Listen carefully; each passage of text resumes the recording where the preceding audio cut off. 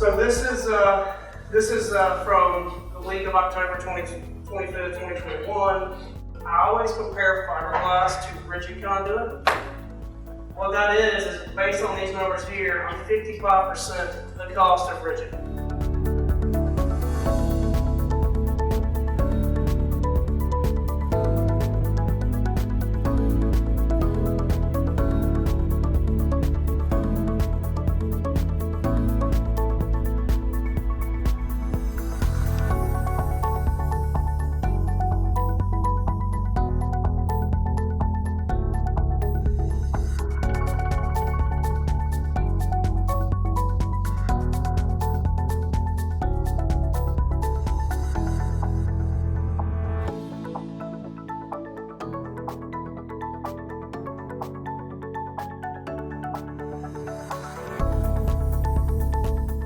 Let's look at engineering benefits of fiberglass. I know a lot of you probably already know this, but from an engineer's perspective, it's less structural steel, less hangers, which equals less installation time.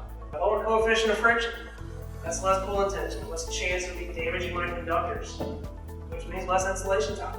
The tensile strength, so I found it does have a high heat resistance. We get no burn through. It's definitely cheaper than rigid 90s. Which ultimately leads to less rework and less installation time, which should save everybody some money.